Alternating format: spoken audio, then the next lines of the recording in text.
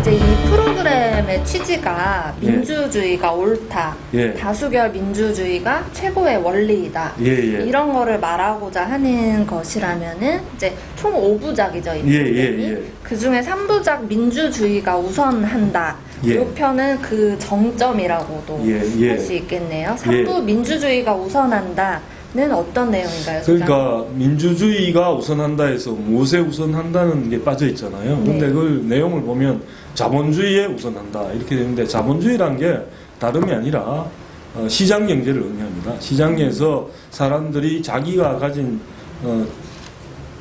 재산을 다른 사람한테 피해를 주지 않는 한 자유롭게 사용하고 처분하고 그리고 자기 그걸 허용하는 그런 체제를, 그리고 가격이 있고 이런 체제를 의미하는데, 이게 민주주의가 자본주의에 우선한다는 이야기는 그런 개인들이 민주주의를 통해서 그런 식으로 개인들이 자기의 재산권에 대해서 자기가 결정하고 여기에 대해서 그렇게 하지 말고 이렇게, 혹은 너가 가진 건 너 결과가 이래 아니야, 우리는 그걸 용납 못해, 내가 그러니까 네가 가진 거 이만큼 떼서 너한테 줄게, 뭐 이런 식으로 하는 체제, 그게 이제 민주주의라고 볼 수 있는데, 그게 우선한다는 이야기입니다. 그렇게 되니까 다르게 이야기하면 개인의 어떤 자기 재산에 대한, 개인 재산권에 대한 자유로운 처분, 사용, 그것 특히나 그게 다른 사람한테 피해를 주는 것도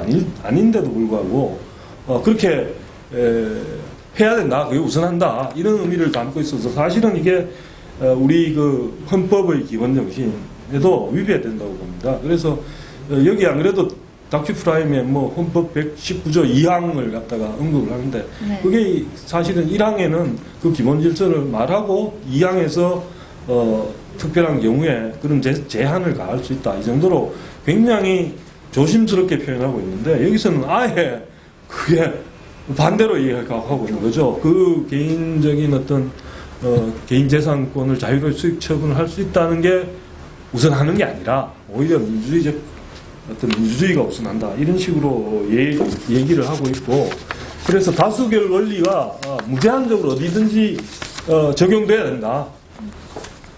뭐 어떤 결정이든 그런 식으로 얘기를 하고 있어서, 이게 우리 헌법이 개인의 자유의 본질적 부분을 침해할 수 없다고 그렇게 적고 있음에도 불구하고 이게 참 이렇게 우선한다 그러면서 정말 이런 우리의 헌법 질서를 하고 배치된다는 그런 생각을 알면서도 그냥 했는지, 아니면 그런 생각이 없었는지 제가 참 당혹스럽습니다. 보시면서 당황했어요. 당황했어요, 사실은. 민주주의가 자본주의에 앞선다, 이렇게 해놓으면은 보통 일반 시청자들은 그거를 여과 없이 그 말이 맞지, 이렇게 받아들일 수 있겠네요. 그게 왜 그렇게, 일단은 처음에 민주주의 그러면서 이 친구들이 민주주의는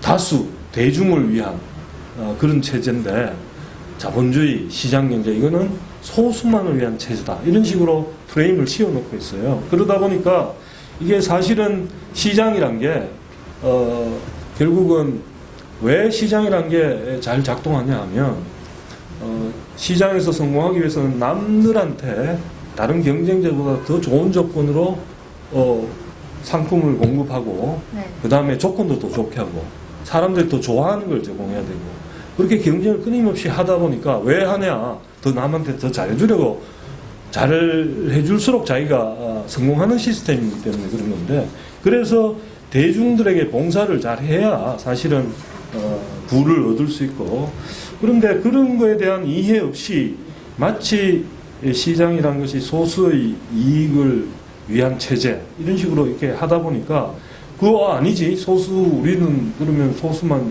잘 되고 우리는 힘드는 체제야, 이런 식의 인상을 줄 수 있다는 거죠. 그런데다가 이제 이게 실제 현실이라는 건 그렇죠. 우리 현실 세계는 아이디어한 그런 이상세계하고는 달리 사실은 뭐 특권도 일부 존재하고 있고 뭐 우리가 앞에 귀족 붙이는 뭐 귀족 노조도 일종의 특권을 누리는 거 아니에요? 그렇죠. 예, 그런 거라든가 그게 이제 그런 부분이 있는데 그렇다고 해갖고 이게 이제 민주주의적인 걸로 자꾸 한다 그러면 저기 간단하게 얘기해서 누군가 그런 민주주의적으로 결정해서 쟤들의 것들을 우리가 가져다가 쟤들 너무 많이 가졌어. 그러니까 우리가 가져가겠어. 그런 식으로 언제든지 다수결에서 그걸 가져갈 수 약탈할 수 있다면 네. 그 다음에는 누가 투자를 할 거며 누가 생산을 열심히 할 거며 당장 이런 문제가 나오는 거거든요. 그래서 그렇게 되면 저기 자본을 축적하는 게 아니라 남들이 뺏어가기 전에 빨리 써야죠. 소비하고 말죠. 맞아요. 예, 그런 식으로 돼서 전반적으로 사람들이 이제 참혹해지는, 어려워지는, 그리고 이런 이것의 극단적인 사례가 사실은 사회주의 실험, 공산주의 실험을 통해 이렇다는 걸 나왔는데도 불구하고 이런 얘기를 한다는 게 참 어떤 면에서는 좀 안타까운 면이 있습니다. 예. 그렇죠. 저도 이 방송을 본 느낌으로는 예. 자본주의, 시장 경제에 대한 이해가 없는 정도가 아니라 이거를 완전히 해악시하는 그렇죠. 그런 흐름으로 쭉 가고 있거든요. 그러니까 이게 이제 제일 처음에 이제 소득이 뭐 몇 프로가 얼마를 가지고 있다 전 세계적으로 막 그런 이야기들을 해서 이제 하고 난 다음에 그 다음에 이걸 갖다 이게 이제 암시를 하는 거죠. 이거는 그냥 두면 안 된다. 그럼 뭘 통해 갖고 이걸 할 수 있냐? 그러면서 이게 이제 민주주의적인 결정을 통해 갖고 걔들 거 가져와야 된다. 결국은 이런 식으로 얘기를 하는데 문제는 사실 국가는 왜 실패하는가? 왜 국가는 실패하는가? 그런 저기 유명한 많이 팔린 그 책에서도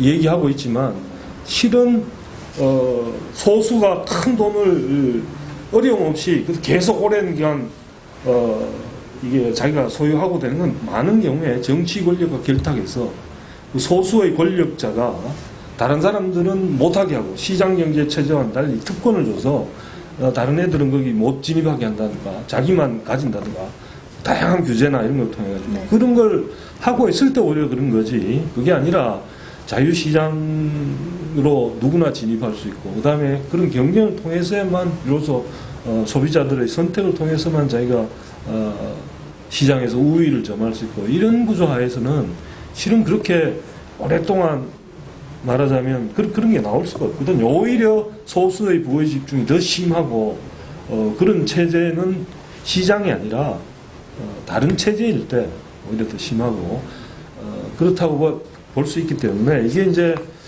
그런 종류의 연구들을 사실은 섬세하게 들여다보고 한 프로그램 같지는 않다고 생각을 합니다.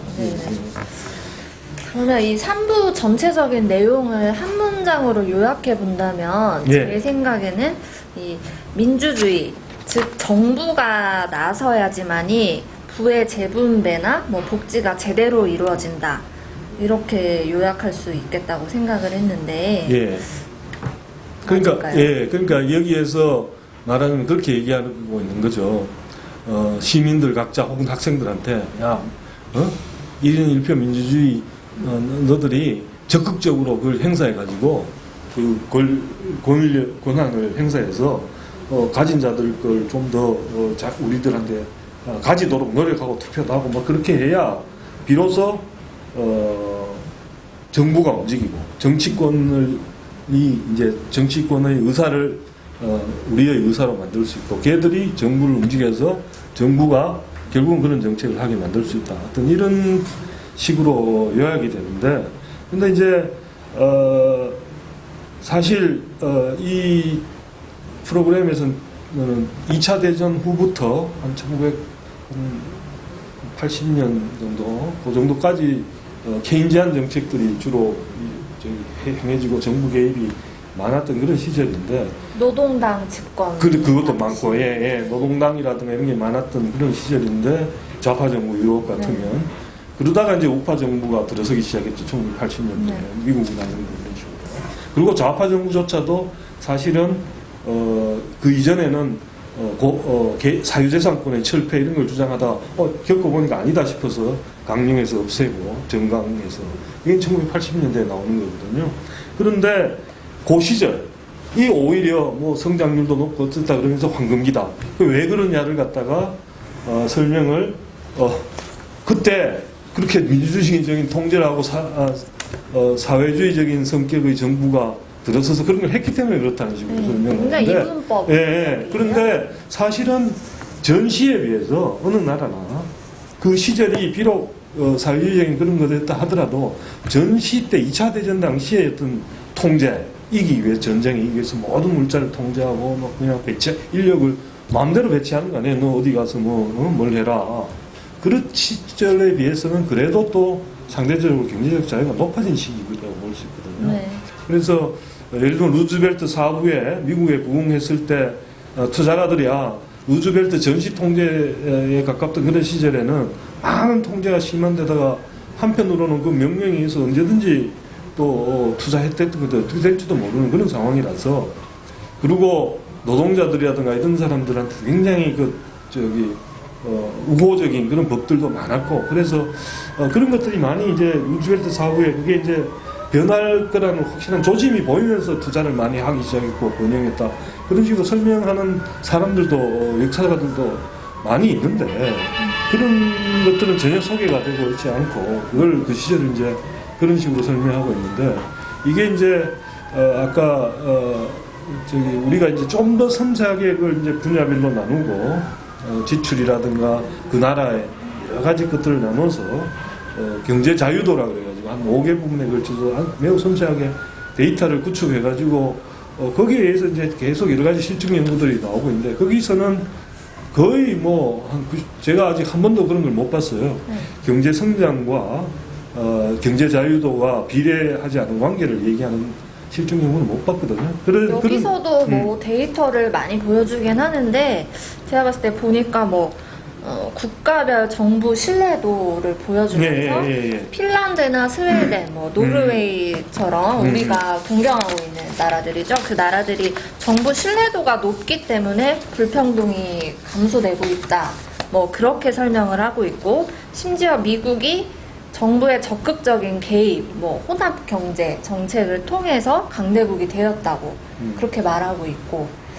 네. 그래서 그 부분도 이제 좀 생각해 봐야 될 게 우리가 이제 신뢰가 높다 그랬을 때 정부에 대해서 결국은 편파적이거나 이제 법치를 잘 지켜줄 때 신뢰가 높은 거고 그래서 그런데 그게 아주 다수 민주주의적인 다수결만 되면 뭐든지 결정할 수 있다면 그런 체제가 신뢰를 얻기는 어렵다고 봐야죠. 네. 그래서 예컨대 북구나 독일이나 이런 데서 상대적으로 저 나라는 신뢰가 높은데도 어떤 그 분배 정책 같은 것도 꽤 하고 있지 않느냐 이런 얘기를 할 수는 있을 거예요. 할 수는 있지만 그러나 그 나라들이 기본적으로 예컨대 가격 결정이라든가 정부 투자라든가 이런 데서는 전혀 간섭을 하지 않으면서 단지 소득의 재분배적인 구성에 대해서만 이제 정치적인 어떤 그런 결정을 하고 있기 때문에 그걸 민주주의기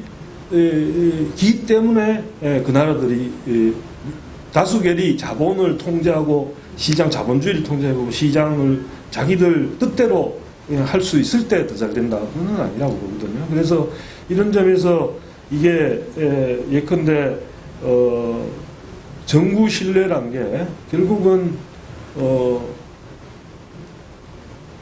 다수를 통한 약탈이라든가 이런 것들이 다수결을 통한 약탈 뭐 얼핏 무슨 소리인지 잘 모르실 분들을 위해서 설명을 하자면 이게 양초업자들이 태양하고 경쟁을 하기가 태양이 너무 강력한 상대라서 낮에 양초를 켜봐야 태양빛에 가려서 아무도 양초를 안 사니까 우리가 너무 불공평한 경쟁에 시달리니까 정부에서 보조를 해달라. 네. 예컨대 그것도 실은 그런 걸 빙자한 일정한 여러 가지 명분을 빙자한 그 사람들이 만약에 법을 통과시키면 받을 거 아니에요. 보조를. 그러나 그게 결국은 그런 규제를 하게 되면 소비자들이 쓸데없이 더 보조를 해야 되는 셈이 되기 때문에 그런 것들이 다 일종의 말하자면 약탈이죠. 법적 약탈인데 그런 것들이 없을수록 더 신뢰를 받을 것이고 그래서 이런 식으로 설명하는 것도 많은 문제를 가지고 있다. 그렇게 보입니다. 근데 지금 말씀하신 거에 대한 설명은 없고 굉장히 단순하게 이 큰 정부의 장점만을 이렇게 많이 부각을 시키는 그렇죠. 느낌이었어요. 그러니까 정치를 통한 그러니까 여기서 그렇게 얘기를 해요. 이 프로그램에서 정치란 거는 권위에 의한 자원 배분이다. 오케이, 그건 뭐 충분히 얘기할 수, 그런 식으로 정의를 내릴 수 있고 그런데 그러면 그런 정치를 통한 자원 배분이 이 교환을 통한 서로 교환이라는 서로 만족하는 거잖아요. 서로 만족해야 자발적 교환하지 강제하는 게 아니라. 그래서 다르게 이야기하면 정치를 통한 강제적인 배분이 강제 권력을 통한 그런 배분이 더 일반적이고 교환을 통한 그런 거래들이 그 자원의 배분이 오히려 압도당해야 더 좋은 상태다. 그런 메시지를 담고 있는데 그건 아니죠. 그건 사실과 다르다. 근데 그걸 굉장히 사실적인 것처럼. 그래서 굉장히 있죠. 굉장히 문제가 많다고 봅니다. 네. 이게 그래서 예컨대 오히려 필립 바구스나 이런 사람들은 왜 그들만 부자가 되는가 이런 데서는 그 인프레를 통한 어떤 문제를 가지고 있는지 그런 것도 얘기하고 있고 또 사실 우리가 얼마 전에 구조조정 할 때 나왔듯이 대기업에 다니다가 또 대기업이 그 기업이 잘못됐는데도 막 높은 임금을 받고 다니다가 또 구조조정을 하게 되면 또 거기다가 또 뭐 지원해주고 그러면 이번에 뭐 예를 들어서 그런 사람들에 대해서 뭐 다시 국민 세금을 이렇게 보호해주는 그런 게 될수록 사실은 모빌리티가 사회 모빌리티가 떨어지는 거예요. 그게 이제 시장 제도하고는 좀 거리가 있는 그런 것들을 의미하니까 그런 생각이 듭니다.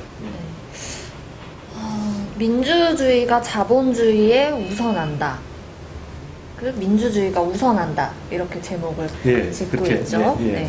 그러면 이 3부 민주주의가 우선한다를 어떻게 바라봐야 할지 혹시 한 말씀 해주실 수 있을까요? 민주주의가 우선한다라고 해서 자본주의 거기는 자본주의라고 되어 있는데 그걸 한마디로 말씀드리면 아까 조금 전에 말씀드렸습니다만은 자발적으로 서로 교환하는 것에 비해서 그게 시장 경제입니다. 자발적으로 개인의 재산권을 바탕으로 서로 그걸 주고받고 유리하게 그리고 서로가 도움이 되게 하는 거래가 많아지게 하는 게 시장인데 거기에다가 민주주의가 우선해버리면 그런 거래들이 크게 위축될 뿐만 아니라 나중에 그러니까 말하자면 쉽게 얘기하면 뭐 조금 뺏어 먹으려다가 더 많이 가진 사람 거 그러다가 아무도 소도 안 키워서 먹을 것도 없어지는 그런 경제적 파탄이 올 수 있기 때문에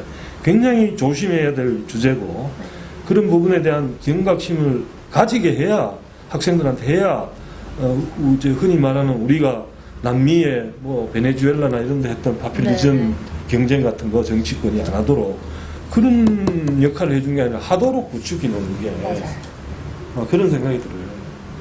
잘 이렇게 약간 어린 학생들이나 뭐 일반인들이 봤을 때는 잘못 보면 혹하기 쉽게 돼 있죠. 그렇죠. 올바른 민주주의에 대한 이해도 어려운데 사실 그 이해를 하기도 전에 민주주의와 자본주의를 이렇게 양분화시켜서 대결 구도로 만들어버리면 이거는 충분히 그러니까 정상적인 좀 바라건대 원래 민주주의가 굉장히 환영을 받았던 거는 왕이라든가 귀족이라든가 특권층들이 자기들끼리만 다른 것들 배제하고 자기들끼리 뭘 하는 그것들을 견제하는 굉장히 중요한 수단으로서의 민주주의가 각광을 받았는데 자유주의를 지켜주는 보루로서 근데 지금 여기에 나와 있는 거는 원래 시작됐던 민주주의 그런 의의가 완전히 사라져버리고 오히려 그걸 갖다가 개인들이 자발적으로 하는 걸 말하자면 못하게 제어하고 특권을 만들어내는 일부들을 위해서 그게 다수가 실제로 다수일 수도 있고 말 그대로 때로는 잘 조직화된 이익 집단이 또 이런 민주주의 과정을 통해서 특혜를 추구할 수도 있고 그런 거죠. 껍데기는 민주주의인데 이제 사실상 들여다보면은 예. 말씀하신 것처럼 예. 특정화된 이익 집단일 수도 있고 그렇죠. 그렇겠죠. 예. 수장님 알겠습니다. 저희 오늘 잘했는지 이렇게 모르겠다. 네 여기까지 하겠습니다. 감사합니다. 예, 감사합니다. 예.